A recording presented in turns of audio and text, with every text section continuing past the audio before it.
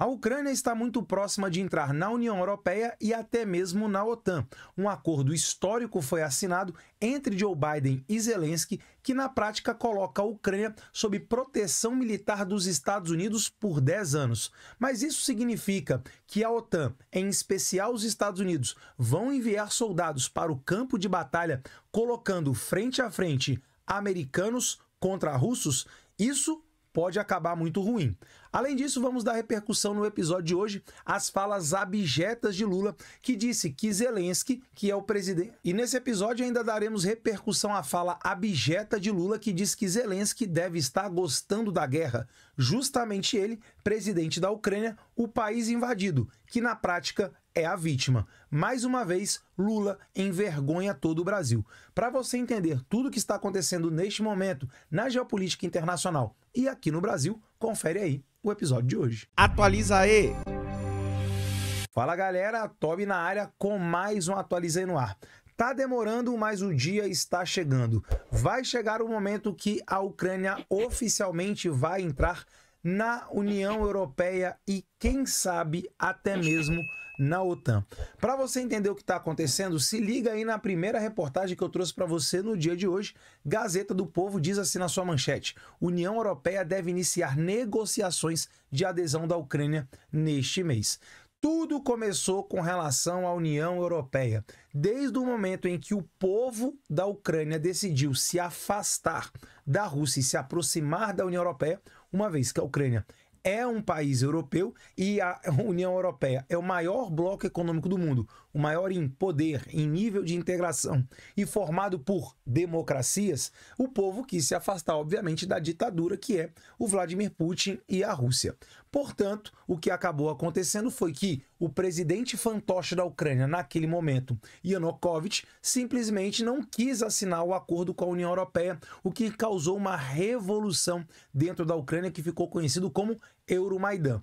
Bom, isso era 2014 e foi exatamente nesse ano que o Putin, completamente insatisfeito com a perda da influência na Ucrânia, Putin, que sonha em recriar uma espécie de União Soviética, ele que era membro da KGB e já disse que a maior tragédia do século XX foi a dissolução da União Soviética e a formação de 15 novos estados, onde a Rússia perdeu em muito o protagonismo, pelo menos na última década do século XX e na primeira década do século XXI. Então, o Putin tenta voltar até essa hegemonia. E foi aí que, em 2014, ele acaba invadindo a Crimeia e estimula a formação de um exército privado que vai invadir a região do Donbass, Lugansk e Donetsk, para fazer justamente um movimento de milícia naquela região para criar um separatismo. Mas lá, em 2022, começa de fato a ofensiva que você conhece,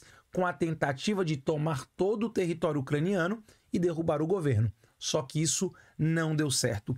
E por conta disso, oficialmente agora, a Ucrânia manifesta a sua intenção de entrar não apenas na União Europeia, mas também na OTAN. E isso fez com que muitos países do leste europeu ou do norte da Europa, a exemplo da Finlândia, a exemplo da Suécia, países que não estavam interessados em entrar na OTAN, acabassem entrando justamente por receio da invasão que aconteceu na Ucrânia. Então se liga aí nas letrinhas pequenas para você entender essa possível entrada da Ucrânia na União Europeia.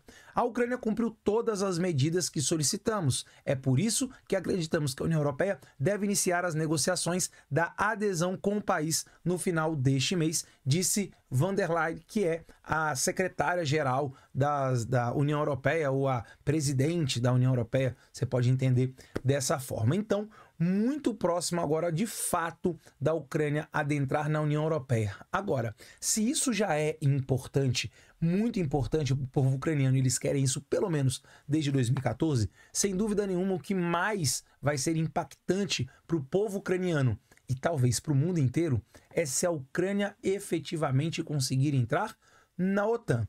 Dá uma olhadinha aí na manchete do G1, que diz assim no seu título: Biden e Zelensky assinam um acordo precursor de entrada da Ucrânia na OTAN. G7 usa rendimentos de ativos russos para emprestar bilhões ao país. Então aqui são muitos assuntos numa única reportagem. Primeiro, o acordo bilateral entre Estados Unidos e Ucrânia. Acordo esse que pode ser a porta de entrada da Ucrânia na aliança militar. E depois a gente fala sobre a questão do dinheiro, tão importante quanto a ajuda militar. Letrinhas pequenas aí para você. Os presidentes Joe Biden e Volodymyr Zelensky dos Estados Unidos e da Ucrânia, respectivamente, assinaram nesta quinta-feira, dia 13, um acordo de 10 anos para reforçar as defesas ucranianas contra as forças russas. Ou seja, esse acordo tem um endereço muito específico: a Rússia. O acordo foi assinado na Itália, onde líderes se encontram para uma reunião de cúpula do G7. G7, que eram as 7 maiores economias do mundo lá no século XX, que passaram a ser as maiores democracias, que também não é bem isso, porque a Índia é a maior democracia do mundo e nem está nesse grupo, mas o G7 já foi chamado de G8, porque a Rússia já fez parte do G7, mesmo não estando entre as 7 maiores economias do mundo, mas devido à sua influência geopolítica, suas armas nucleares, mas foi expulsa, escorraçada, saiu a pontapés desse G8, que voltou a se chamar G7, justamente pela invasão do território ucraniano lá em 14, na época que a Rússia invadiu a Crimeia. Seguindo, o documento assinado entre Biden e Zelensky determina que, se houver ataque ou ameaça contra a Ucrânia, líderes militares dos dois países vão se encontrar em 24 horas para discutir uma resposta. Olha que a coisa começa a ganhar gravidade aqui. Ou seja, no momento, a Ucrânia ainda está vivendo um conflito contra a Rússia, mas o conflito se estabilizou no leste, região do Donbass, se estabilizou na região sul com a Crimeia, ou seja, esses territórios, eu acredito inclusive que a Rússia não vai devolver isso para a Ucrânia já perdeu, a Rússia não tem como simplesmente ser expulsa daqueles territórios, pelo menos é isso que eu acredito, pelo menos até o momento, como as coisas estão se configurando ali. Contudo, se a Ucrânia voltasse a ser atacada da mesma forma que foi lá em fevereiro de 22, aonde o Putin tinha certeza que em 4, 5 semanas iria tomar o país, destituir o governo e colocar um presidente ucraniano fantoche, e ele não conseguiu fazer isso, se isso voltasse a acontecer, de acordo com esse tratado, com esse acordo que foi assinado entre Zelensky e Biden, os Estados Unidos deveriam se reunir em 24 horas para tomar uma decisão. E será que essa decisão poderia ser envio de soldados? Bom, eu acho que aí já é demais, mas talvez mais armas, principalmente armas melhores, porque até agora, vamos ser honestos, a Ucrânia está lutando meio com as mãos amarradas e para trás. Por mais que já tenha sido liberado o uso de armas americanas contra o território russo, mas ainda não para fazer os ataques que os ucranianos gostariam de fazer, por exemplo, atacar Moscou. Se liga aí no próximo parágrafo. O documento também diz que os Estados Unidos devem fornecer material, treinamento, consultoria, informações de inteligência e outras formas para apoiar a segurança ucraniana. Ou seja, é o pacote completo, entregar tudo para a Ucrânia, para que a Ucrânia possa se defender de tudo isso. Mas aí surge uma questão extremamente importante. Toda essa ajuda militar que os Estados Unidos está propondo para a Ucrânia vai ser feita totalmente no amor? É só porque os Estados Unidos gostam, é um grande defensor da liberdade e da democracia? Claro que não, não seja inocente. Aliás, a gente sempre fala aqui no canal, na geopolítica não existem países bonzinhos.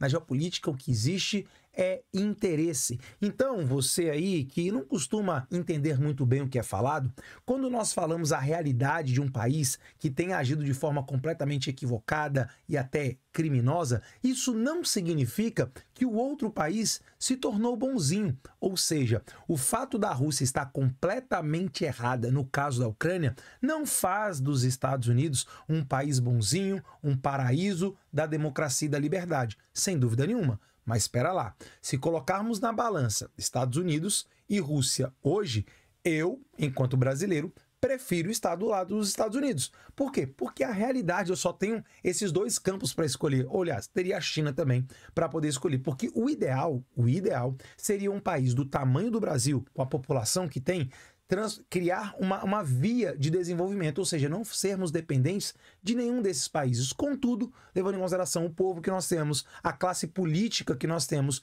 nós nunca seremos de fato uma potência internacional, ou seja, não teremos a nossa própria via de desenvolvimento. Neste contexto, eu prefiro a democracia imperfeita e contraditória dos Estados Unidos do que a ditadura, conceitualmente falando, da própria Rússia e também da China. Mas, falando sobre isso, os Estados Unidos não vão fornecer essa arma meramente no amor. Isso aí também visa lucro, porque os Estados Unidos não está doando armamento para a Ucrânia. Na verdade, a Ucrânia vai ter que pagar por esse armamento. Mas a jogada de mestre aqui foi que os membros do G7 arrumaram uma forma brilhante de fazer a Ucrânia pagar, mesmo sem ela ter dinheiro. Sabe como? Fazendo a Ucrânia pagar com o dinheiro da Rússia. É isso mesmo. Ativos russos que estão principalmente na União Europeia serão entregues à Ucrânia para que a Ucrânia passe esse dinheiro para os países que estão fornecendo ajuda militar. Ou seja, no final das contas, todo mundo ganha e só o Putin perde. Último parágrafo aí para você. O documento foi assinado em uma reunião bilateral anterior ao encontro da cúpula do G7. Então tá falando aqui do documento da ajuda militar aí dos Estados Unidos com relação à Ucrânia. Agora se liga na parte que eu destaquei. Os países do grupo firmaram um empréstimo à Ucrânia de 50 bilhões de dólares, que dá mais ou menos aí 270 bilhões de reais, usando juros gerados por ativos russos congelados pelo Ocidente. E aí você já sabe, né? Aí a Rússia fica doidinha. Até mesmo a porta-voz do governo russo falou que as consequências serão inimagináveis. Ou seja, a Rússia não vai fazer nada. A Rússia não vai fazer nada porque não pode, porque não tem condições. Ah, Tobias, mas a Rússia tem o maior arsenal nuclear do mundo. Tem. Primeiro que não se sabe o quanto daquilo está operacional. Segundo, ela vai usar isso contra quem? Contra os Estados Unidos? Contra a União Europeia? Bom, pode acontecer isso? Poder? Pode. Mas é totalmente improvável. Por conta de quê? Ah, você que assiste o canal já está sabendo do que eu vou falar, não vai? Destruição mútua assegurada. A pergunta é, aonde estão os mísseis nucleares da França, da Inglaterra, dos Estados Unidos? Aonde estão? Não se sabe. Não estão todos no território desses países. Tem muitos em submarinos, em aviões, e isso pode destruir a Rússia, tanto quanto a Rússia pode destruir esses outros países. Entendeu como é que a coisa funciona? Mas aí eu quero saber a sua opinião. O que você acha aí dessa jogada que, no meu entendimento, foi de mestre, de pegar aí o dinheiro russo para que a Ucrânia pague os armamentos que ela está recebendo? E, principalmente, quais as consequências que você vê desse acordo entre Biden e Zelensky? Será que a eleição do Trump, que para mim é o que vai acontecer nos Estados Unidos, vai haver uma modificação nesse acordo? Porque, galera, são 10 anos de proteção que pode carregar os Estados Unidos para um conflito que não é dele. A exemplo do que aconteceu no Vietnã, só a título aqui de comparação. Deixe seu comentário, ele é muito importante aqui para o canal e você sabe que eu leio todos.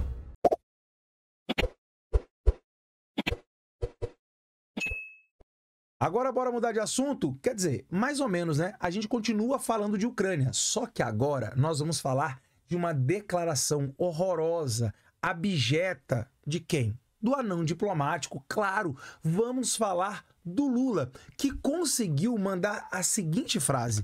Dá uma olhada aqui na reportagem. Cruzoé diz assim na manchete: Lula volta a afirmar que Putin e Zelensky estão, abre aspas, para o anão diplomático, gostando da guerra, fecha aspas. Não é só um anão diplomático, é um analfabeto geopolítico. Talvez ele seja um analfabeto em vários aspectos, né? Mas geopolítico, sem dúvida nenhuma. Olha só as letrinhas pequenas, bem curtinho aqui, ó. Na Suíça, presidente disse a jornalistas por que recusou o convite da Suíça para integrar a cúpula de paz sugerida pela Ucrânia. E ele disse o seguinte: olha, eu não vou participar porque essa cúpula é, na verdade, uma arapuca. Ela está sendo armada pelos Estados Unidos, pela Europa, juntamente com a Ucrânia.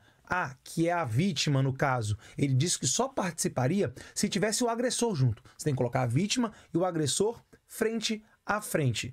Calma, porque é muito constrangedor isso que ele falou. Sem falar que é abjeto. Ele está culpando a vítima. Imagina o povo ucraniano. Imagina o Zelensky. O país está destruído, economia já era, população, né? Jovens já foram, estão no campo de batalha. Sobrou basicamente mulher e idoso no país. Isso aí, essa marca na história da Ucrânia vai ficar para sempre. Para uma possível recuperação, isso é se a guerra acabasse hoje, é coisa de mais de década. E aí o cara tem a capacidade de falar uma bobagem dessa. O Lula deveria colocar um sapato na boca para ficar quietinho, porque não sabe o que fala. Pois muito bem, eu vou mostrar para vocês o vídeo que é constrangedor. E na verdade, assim, que bom que o jornalista fez as perguntas que deveriam ter sido feitas. Porque o Lula, nesse terceiro mandato, ele se acostumou a apenas conversar com a imprensa amiga, aquela que recebe verba da SECOM, aquela que basicamente só quer saber de bajular o Lula e não faz uma indagação, uma pergunta difícil.